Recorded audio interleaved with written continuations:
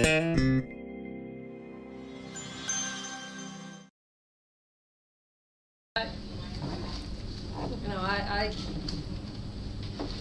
Friday, I thought a win would never happen, but excited for our kids. I thought we played hard. We talked a lot about having energy, and from the bench to the 5 people on the floor, whoever was on the floor. And I thought today we had extremely lot of energy, and it just snowballed. It just made our game go up and up, and really proud that we didn't panic. They made a run, and we sustained it, and then went on our little run. So it's all about these players and what they did today. So played hard and extremely proud of them. Holly, could you talk a little bit about your thinking behind playing that much zone? I mean, was it more a strategic thing today? I mean, Friday was kind of a concession because you couldn't get stops and whatever you were doing. Was this more of a strategic thing based on maybe how you looked at Tech or what? Well, I have a lot of respect for Georgia Tech and their athletes and what they can do taking the ball to the basket. So I thought it would. I came in with the thinking of we were going to do a little bit of both, but our zone was really successful for us, and so I thought I would stay in it. They're extremely athletic and can get to the basket whenever they want to. So we decided to stick with our zone defense, and for the most part we gave them one shot, and we had great rebounders on the backside, so it was working.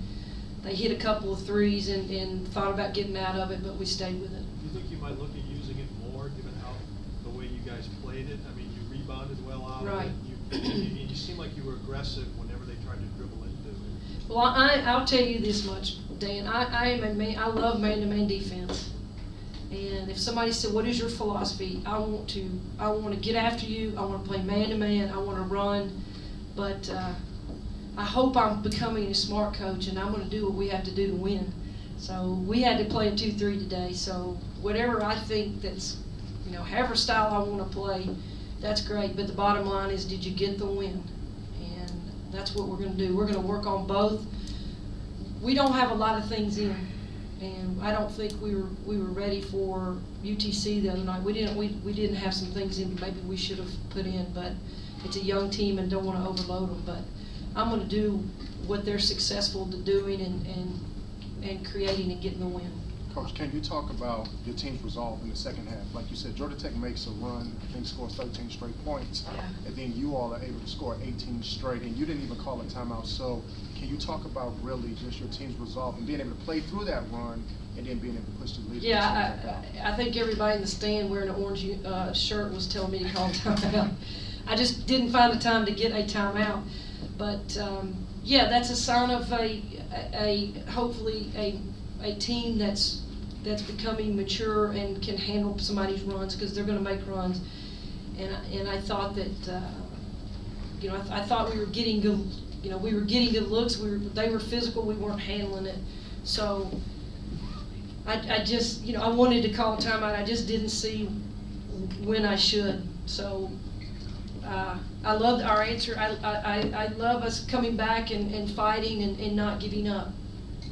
Because I think maybe last year's team would have just dropped their shoulders and said, you know what, we're in trouble. They never said anything about being in trouble. We never lost energy on the bench or on the court. So it was about them, and they figured out how to do it. I should have called a timeout, yes, but I just couldn't find the time to take one. You said yesterday you would not hesitate to play Ariel and Andrea together. That turned out to be one of your best combinations. Yeah. What is it about the two of them that just settles the team down so well? Well, I will say this. Ariel Massengale has been a tremendous leader for Andrea Carter, tremendous, and has taken her under her wing and has showed her the ropes. And with Ariel being hurt, Andrea had to step up and had to step up in a big way for us for the last 2 weeks. So I think they both have basketball intelligence, high IQ of basketball. They both had a tremendous high school coaches. Gene Durden here from Buford has been a tremendous coach for Andrea, and I think they play well off of each other. They have a lot of confidence with each other, and they both play hard. So there's nothing, you can't do anything wrong with having two point guards in the game. because you can take away one and the other one steps up. So that's just a tribute to them, how well they play together, and I think Ariel has really helped on Andrea and given her a lot of confidence. And then there was one play, Bashard Graves was gassed getting down the floor. She still got a stick back basket in the foul. Everybody would say that's an old school Tennessee player. She just keeps coming at you even when she. She does. I know I keep asking you about her, but now she's got what, 18 and 12. Just her play as a freshman. Well, I told her yesterday and met with her. I said you cannot play like a freshman. Unfortunately you don't get to be a freshman because this team needs you. And she's got a tremendous work ethic. And when she works and she goes to work, she makes great things happen. And she is a little bit of throwback of old school. One of those that just gets down and loves to be on the block. A lot of kids these days, they don't like to be on the block. They hate it. Most kids, they want to catch and face up.